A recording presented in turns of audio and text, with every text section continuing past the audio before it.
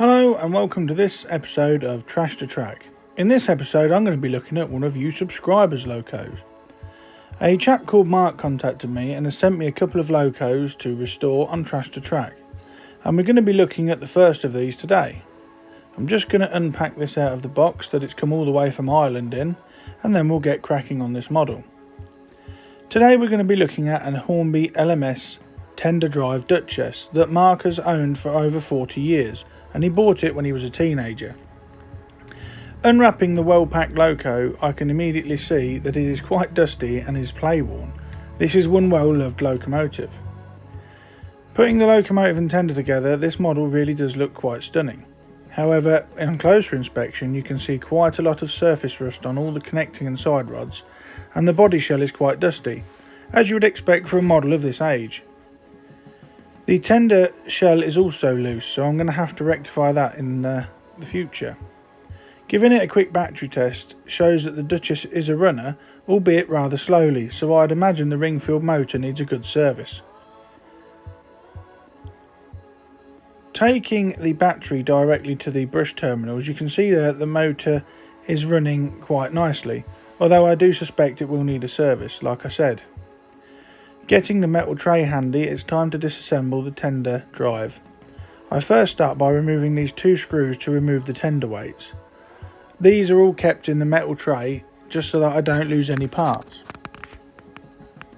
I also remove this wire off the ring-filled motor to allow me to drop the motor out of the bottom of the tender chassis once both of the retaining screws have been removed.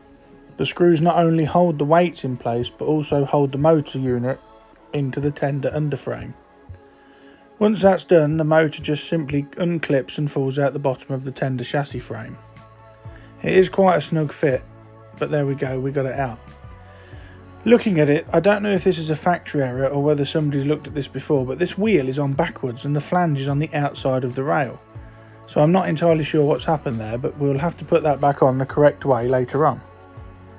This is one of the older type ring fields with the brush retainers built into the body casing. Using a small flat bladed screwdriver, I gently prise off the ring field casing to access the armature and the brushes. Lift this off gently so that you don't lose any brushes or springs. Here we can see the brushes and springs, and they look to be in quite good order. The armature itself is actually relatively clean as well, which I'm surprised about, as I was expecting it to be covered in the black carbon deposits that these motors are known for. By removing this brass retaining clip, I'm also going to remove the drive cogs and give this whole thing a good clean up after 40 years of use. The armature spins freely, which is a good sign. Using my tried and tested method, I dip a cotton bud in some meths and set about polishing the face of the armature. Not a lot of dirt comes off this, and I suspect this has either been serviced in the past or has not seen as much use as I initially thought, although there is quite a bit of carbon deposit in the motor magnet. I also give the armature face a polish up with my fiberglass pencil. Before I get one of my cocktail sticks that I've cut down to clean the gaps in the commutator faceplate, as build-up of carbon within these lines can cause erratic running and can cause burning on the motor when it's running.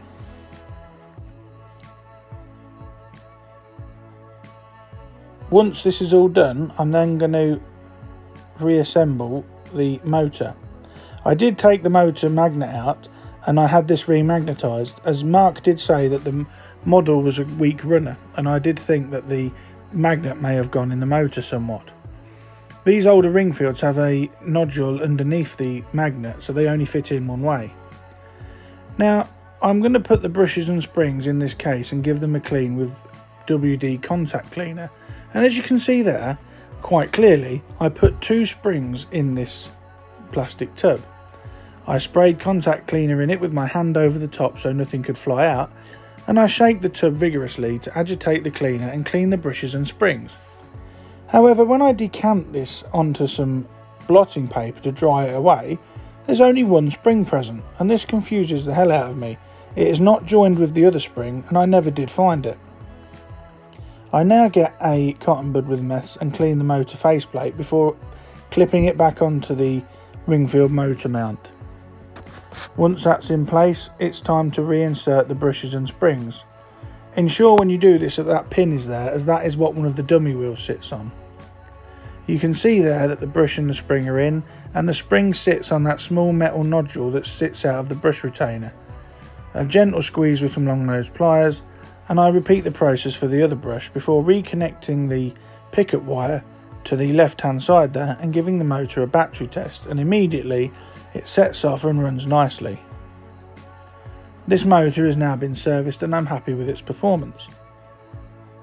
Before reapplying the drive cogs, I'm going to put a small amount of silicone grease on each of the gear spindles and then put the gears back on. I replace the gears with the ones that connect to the wheel first, and then the larger gear with the small gear mounted on the back next. The small gear goes at the back of the assembly as seen here, so that it connects to the driving gear. Again, the same was repeated for the other side, and the brass retaining clip was put back on, as well as the middle dummy wheels, and then the tender chassis plate was placed back over the top. Before I did this, however, I gave it a good dusting over with a stiff brush, just to remove the dust and cobwebs that have accumulated on it over the years. This is quite a snug fit over the top, and once it clips in place, it's a reverse of how we took it apart. You just clip it in place and then secure it using the tender weights and the flat-headed screws, and then the whole ensemble is back together and ready for testing again. These weights only go in one way, and they have cutouts for the cogs to fit into so that they don't foul any of the drive mechanism. Now that's all back together, I'm going to give it a try with these leads from a power controller, just to make sure that everything's working as it should. And immediately it sets off and it's nice and quiet and smooth running. Holding it upside down with the power on, I then polish up the tender wheels with a fiberglass pencil to clean them, and then finish off by polishing it off with a cotton bud dipped in methylated spirits to ensure that all the wheels are squeaky clean, ready for when it returns to Ireland. That's the work on the ring-filled motor now complete, and it's running nicely. I'm now going to concentrate on the loco part of this. These side rods are really badly corroded.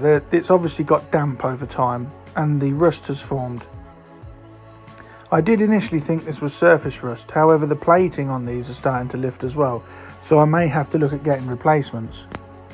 The handrails on this Duchess are also going rusty, so I'm going to look for replacements for those as well. As when later on in the rebuild, when I tried to remove the handrails, one of them actually broke inside the body shell as the rust had corroded it through. To remove the drive wheels, you simply undo the screw underneath the cab, and then the chassis unclips from the front. There is a plastic part in this, as this Duchess is moulded with lights, and there is a bulb in the front of the chassis. Here I'm trying to remove the handrails from the side of the model, and as I said before, one of these pins snapped due to the rust. Once it was out, it was a simple case of gently pulling them out with these long nosed pliers until each of the handrail mounts had come out of the hole, and I repeated the process on the other side. This body shell is now ready to be cleaned, but I'm going to first dust off all the cobwebs off the front with this stiff brush. There is a bulb in the front of this Duchess that lights up the headlights, and it is connected through these brass connections, and the bulb luckily is okay and still works. However, the brass connections are slightly bent and don't connect to it anymore. Removing two flat-headed screws allows me to remove the front pony truck and the rear pony truck, and it also removes the base keeper plate that keeps the drive wheels in place. So putting all the things carefully in that magnetic tin, I can now remove the base keeper plate and look at the drive wheels. To remove the drive wheels completely, I'm going to have to remove all the side rods. However, these need replacing anyway, as the surface rust has got to them and has ruined them over time. To remove the side rods, you simply remove a tiny screw on the side and then take them off gently. If you're doing this on a Duchess you want to keep and maintain, be very careful at this point, as you don't want to bend any of the side rods. I unclip this plastic retainer from underneath, as I will need to reuse this later, and then the side rods simply pull out of the cylinder block. The cylinder block is a friction fit into the cast chassis, and it comes out with gentle pressure. Don't apply too much pressure, as you do not want to snap this casing. This brass part has been glued together, so I suspect the glue is acting as an insulator, which is why the light won't work on the battery test. Whilst now the chassis is all stripped down, I'm going to give it a quick once over with some methylated spirits and a cotton bud, as it is quite filthy and it's sticky to the touch where the old lubrication has dried on it over the years. It's surprising how much dirt can accumulate on these models in places you wouldn't think it'd be able to get to. Now we're going to take a closer look at these side and connecting rods that came with the Duchess. There is an awful lot of surface corrosion on these, as you can see, and it is starting to affect the nickel plating on the side of all the connecting rods. I was hoping this was just like surface staining, but trying to scrape it off didn't prove fruitful, and you can see there where it's starting to bubble the plating, and these are really beyond repair. We're going to have to look for replacements later on. Now that the tender and loco body shell have been stripped, I immerse them in some lukewarm water with some washing up liquid in this old lunchbox, and then I give them a scrub with my wife's toothbrush to remove the years of dust and grime. Go gently on this, as you don't want to remove any of the printing or break the model. Remember, this model is over 40 years old, so treat it with a bit of care if you consider doing this. After washing this gently in warm water with fairy liquid, I then blot it off and wash the bubbles off in fresh, clean, cold water, and then leave it to air dry overnight on some blotting paper. Ensuring that the bubbles are all removed using clean water, make sure that it doesn't dry and leave any watermarks on the body. At least that's what I've found by using this method. Whilst I had the bowl of warm water here, I gave the chassis a good clean over with the toothbrush, but first remember to remove the light bulb, otherwise you will ruin it. I gave this a good clean up with the toothbrush, and then I also washed all the driving wheels, as there was a lot of dust and fluff in between the spokes, and it was easier to wash it all off than pick it out with a toothpick. Once this is all done, you will see how much dirt is left in the bottom of this water, and you can quite clearly see how dirty that model was. I hope that the wife doesn't notice too much of her toothbrush, as I've been told off in the past for using her toothbrush. As I said, the models are then set aside to air dry overnight, and we will come back to these later on. I'm now going to look at fixing this brass connector and also the connection on the light bulb using some Brasso. Using a small amount on a cotton bud, you will see how quickly this polishes this brass up to a nice shine, and just how much dirt comes off it. I was genuinely surprised how quickly this product works. It really is excellent. Look at the shine on that piece of brass now. That should have no trouble in passing electric current from the wheel to the bulb. I also clean the part that presses underneath the bulb to complete the circuit. Once I'd done this, I also used some Brasso to clean the screw thread on the tiny light bulb, as this was also made of brass. This was done to ensure that everything was clean so that the electric current could get to the bulb. You really need to be gentle with these bulbs, as I couldn't find anywhere that did spares. Returning to the side and connecting rods, I found it was cheaper for spare parts to buy a complete front of a loco that was no longer required and was being sold as spares or repairs than it was to buy the side rods as a separate item. You can see there is some surface corrosion on these, but it's nowhere near as bad as the ones that were supplied with the model, so I'm going to clean these up, and using a toothpick you'll see that most of the muck and grime just scrapes off, so I know these side rods are a good set to use.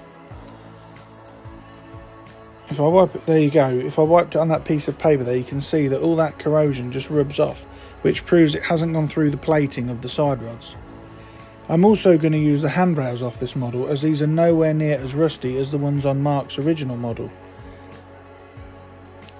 I removed the handrails in the same way as I explained earlier, and then using some 1200 grit wet and dry, I just polish them up so they're silver and remove any surface corrosion. These handrails came off easy with no damage. The ones that were on the model originally did damage, as I mentioned, they were quite heavily corroded. Now it's time to start reassembling the locomotive boiler section, and I start by adding the new handrails off the donor model. These just simply clip fit into place, and then once they're in place, bend the wire on the inside to hold them into place where they should be, and the same was repeated on the other side. Now that the brass has been polished up, I'm trying to get the light bulb to work using the connections, but it's still refusing to work from the pickup. I assume now that it's not making a very good connection, so what I'm going to do is I'm going to solder these two parts together so that there is a guaranteed connection and they're not relying on friction fit parts that have worn loose over 40 years of use. What I'm also going to do is I think I'm going to use the cylinders off the donor model, as they are a lot better in coloration than the ones that were provided on Mark's model that have faded over time. Here you can see the difference in colour. The one on the right is what it should be like, whereas the one on the left has faded over time. So using my soldering pad, what I'm going to do is I'm going to tin both parts of the brass, starting with the main big part there, and then tin the pickup part. Once the solder is set on them, I'm going to use a pair of helping hands, just like so, to hold the big part of the brass, and then just simply touch the soldering iron on them and both parts will join together. It is important you get it in the right place, otherwise it won't fit back onto the cylinder block moulding and it won't rub on top of the driving wheel.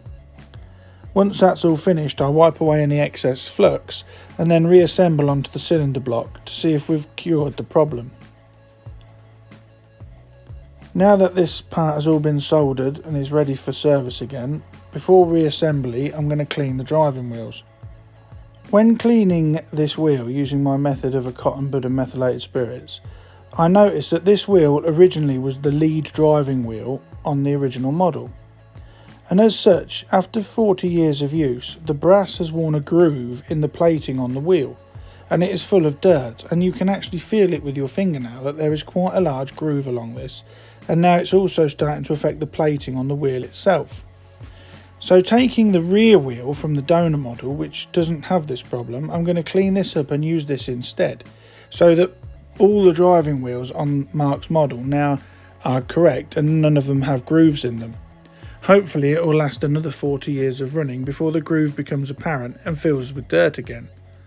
It really was quite handy buying a separate spares donor for this project. Now the brass part fits inside the cylinder block in one way, and there is a part of brass that goes inside the cylinder itself. This touches with the connecting rods, ensuring that the connecting rods are picking up electric from all the driving wheels on one side to allow power to flow to the bulb uninterrupted. That's the theory anyway. We'll test it later to see how well it works.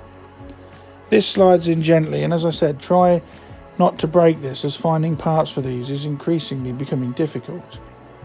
Once it's in place, it's just friction fit into the chassis block, and I can see there that the brass is pushing onto the bottom of the light bulb. The wheels are also handed with a rubber bush on one side to ensure they're insulated. The insulated side goes on the side where the pickup for the light bulb goes. This is crucial, as if you don't get this right you will cause a short circuit and potentially blow the bulb. Now Hornby have degraded this Duchess slightly, as they've put lamps on the front, but they're both on the left hand side, whereas an express passenger train there should be one on each end of the buffer beam like this. Looking at my chart here, you can see that Hornby have modelled this Duchess with the lamps showing express freight, so they've downgraded this Duchess slightly from express passenger work to goods work. I'm now going to refit this clear plastic bit that takes the light from the bulb to the lamps on the front. Be careful with this, as there are two lugs that have to fit in the front snugly. If you snap these off, the lamps won't work. You can see in the background there that the chassis is reassembled, however this is slightly out of sequence. As you will see later in the video, I had to disassemble the chassis again, and for the reasons for that I'll explain later. Using my satin varnish method, I just simply use a small amount and fix the clear parts back into place. Using satin varnish creates a strong enough bond for it not to fall out, but it's not such a strong bond as glue that if I need to replace this in the future, I won't be able to remove it. One thing I've noticed is after 40 years of use as well is how the wheels have worn away that wheel arch, proving that either the wheels were out of gauge or the body wasn't quite on right. The tender body shell is in good condition apart from one crack in one corner, and it's there, you can see that it's starting to come apart.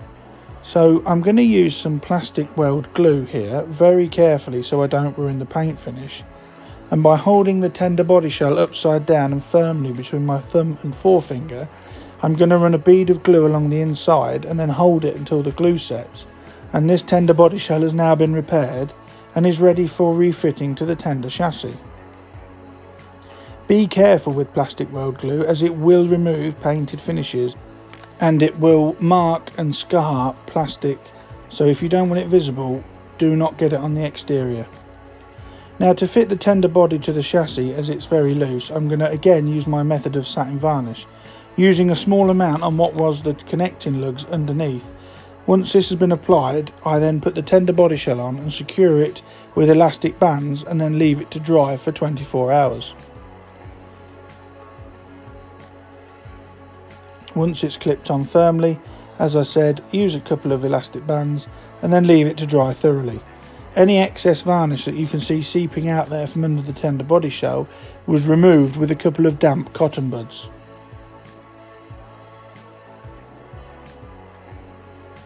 Now, turning my attention again to the chassis, I had mentioned that there was a problem. Once I'd reassembled the chassis, it would not roll correctly and wouldn't roll very far at all. Upon investigation, the rear axle and bearing there, where the rear axle sits, there is a lip on it, preventing it from turning in freely. So I'm going to have to strip this down again, and then using a selection of round needle files, I open up the hole in the chassis where the axle goes, just to provide a bit more clearance, and I also file away the lug that is either a manufacturing error or it's a lug from being worn out and being ran for 40 years. Either way, it's removed quite easily with these needle files, and then once all the debris is cleared away, the axles are refitted and lubricated and they roll a hell of a lot smoother than it did before. It is important that you remove any swarf that is left over. As you can see there, the wheels run extremely smoothly now, whereas before it wouldn't turn even half a rotation without stopping. To refit the connecting rods, first off put the rod on that links all the wheels together, like so, followed by the small metal washer. To refit the other connecting rods, you leave this plastic part off until last, as I find it easier. First push the rods into their corresponding holes in the cylinders, like so, and then, having put the washer on, which I mentioned earlier, the piston rod then goes on first. It slips on there like that, and then the linkage goes on. If it's easier, rotate the wheels slightly so that the screw hole lines up, as these linkages go on to a rectangular cutout, and it's easier if it's in one position to put the tiny screw back in and secure it in place. This method is used in exactly the same way on the opposite side. Do not over tighten these, although on the converse, do tighten it enough so that the screw doesn't come out. Over tightening that screw can cause the side rods to be too tight and they won't rotate properly. Once it's all reconnected, the small plastic part is then pushed onto the narrow lugs that are on the cylinder connecting rods, and then the whole thing is pushed through the chassis until the plastic clip comes out the underside. And then the chassis there is now completely rebuilt. I'm going to give it a rolling test, but first I'm going to test with the battery to make sure that lighting connection is working, and we've fixed it as it's working well. Next up is a small drop of oil on all the rivets and linkages on both sides of the model so that it is well lubricated, and then we'll look at putting the body back on. Don't overdo the oil at this part as it will just fly off and spray everywhere. Here I'm testing the chassis with some leads from a power controller, and as I said earlier, the side rods there on that side also conduct electricity to the bulb, providing a good connection. Whilst rebuilding this is the base plate that came with this Duchess, and it is fairly barren and it is from an early model. In my spares box I actually found this base plate off a Duchess. This is not off the donor model, but this is one I had spare, and this has got spring detail and brake linkages on, so I'm actually going to use this on the refurbished model so that there's more detail on it than there was before.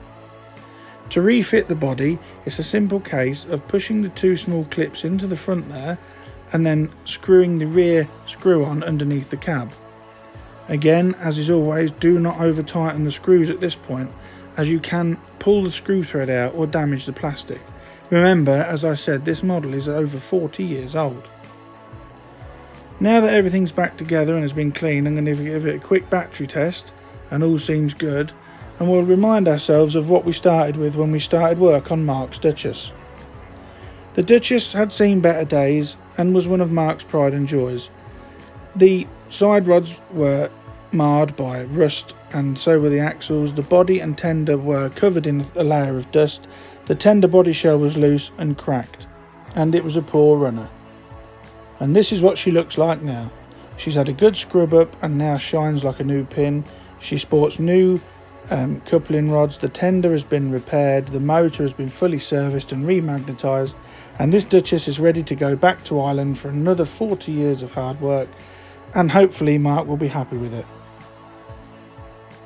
If you have an engine you'd like to see featured on a future Trash to Track episode, please email me at dansmodelrailways@gmail.com, and then we'll arrange for it to be done. Thanks again for watching Trash to Track, this one being the first of the subscribers loco, but there's plenty more coming, and I'll leave you now with a few shots of the Duchess running before being shipped back to Ireland. Thanks again for looking. Please like, share and subscribe, and I'll catch you again in the next one. Bye for now.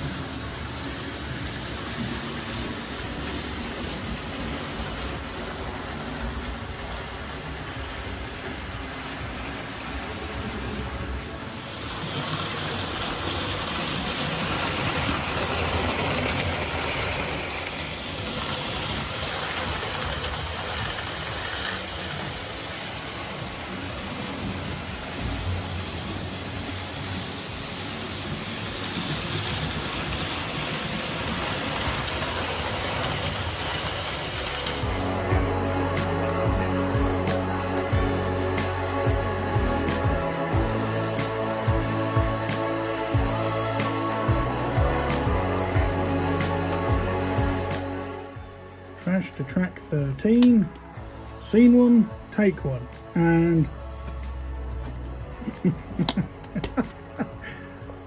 Trash to Track 13, Scene 1, Take 1, and action. Trash to Track, cut. Trash to Track 13, Chassis Problem, Take 14. Trash 13, Take 6.